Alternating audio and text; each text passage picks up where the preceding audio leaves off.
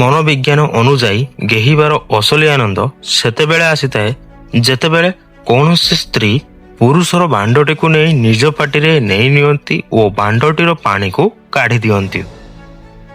ମନୋବିଜ୍ଞାନ ଅନୁଯାୟୀ ଯଦି କୌଣସି ସ୍ତ୍ରୀର ଗୁପ୍ତାଙ୍ଗଟିକୁ ଦେଖିବା କ୍ଷଣି ଆପଣଙ୍କ ପାଣି ବାହାରି ଯାଉଛି, ତେବେ ଏହାର ମାନେ ହେଉଛି କି ଆପଣ ଲମ୍ବା ସମୟ ପର୍ଯ୍ୟନ୍ତ ଶାରୀରିକ ସମ୍ପର୍କ ବନାଇ ନାହାନ୍ତି।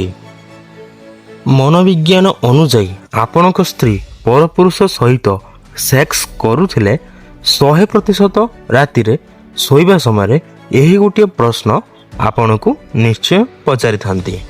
ଯଦି ଆପଣ କୌଣସି କାମରେ ବାହାରେ ରହୁଛନ୍ତି ଓ ଆପଣଙ୍କ ସ୍ତ୍ରୀ ଆଉ କାହା ସହିତ ସମ୍ପର୍କ ରଖିଛି, ତେବେ ଘରକୁ ଆସିବାର କିଛି ଦିନ ପରେ ଆପଣଙ୍କ ଯିବାର ଟିକିଏ ଡେରି ହେଲେ ସ୍ତ୍ରୀ ଏହି ପ୍ରଶ୍ନ ଆପଣଙ୍କୁ ନିଶ୍ଚୟ ପଚାରିଥାନ୍ତି, ତୁମେ କେଉଁଦିନ ଯିବ କି? ଯଦି ଏହି ପ୍ରଶ୍ନ ବାରମ୍ବାର ପଚାରିଥାନ୍ତି, ତେବେ କଥାରେ କିଛି ନା କିଛି କାରଣ ଅଛି ବୋଲି ବୁଝିଯାଆନ୍ତୁ।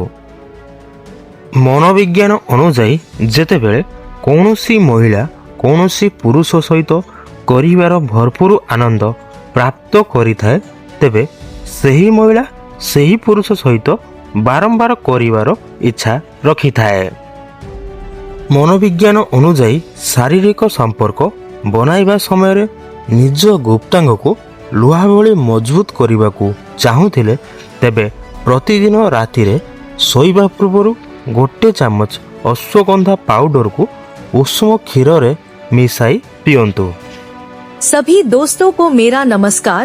मुझे उम्मीद है कि आपको मेरा वीडियो बहुत पसंद आएगा। अगर पसंद आए तो कृपया गिफ्ट या थैंक्स के माध्यम से कुछ भेजें। मेरा आपसे एक अनुरोध है, 93% लोग वीडियो देख रहे हैं लेकिन सब्सक्राइब नहीं कर रहे हैं। कृपया सब्सक्राइब करें और वीडियो को लाइक करें। मैं आपका हमेशा आभारी रहूंगा। ମନୋବିଜ୍ଞାନ ଅନୁଯାୟୀ ତୀରକୁ ଆଗକୁ ଛାଡ଼ିବା ପୂର୍ବରୁ ପଛକୁ ଟାଣିବାକୁ ପଡ଼ିଥାଏ। ସେହିଭଳି ଭାବରେ ଭଲ ଦିନ ପାଇଁ ଖରାପ ଦିନକୁ ଗୁଡ଼ିକ ସହିତ ଲଢ଼ିବାକୁ ପଡ଼ିଥାଏ। ମନୋବିଜ୍ଞାନ ଅନୁଯାୟୀ ଯାହା ଖରାପ ଲାଗୁଛି ତାକୁ ଛାଡ଼ି ଦିଅନ୍ତୁ, ତେବେ ତାହା ଭାବନା ହେଉ, କର୍ମ ହେଉ ଅବା ମଣିଷ। ମନୋବିଜ୍ଞାନ ଅନୁଯାୟୀ ଦାମୀ କପଡ଼ା କାହାର ଶରୀରକୁ ତ ଲୁଚେଇ ନେଇଥାଏ, କିନ୍ତୁ ଶସ୍ତା ଭାବନା ପୁଣି ବି ଦେଖା ଯାଇଥାଏ।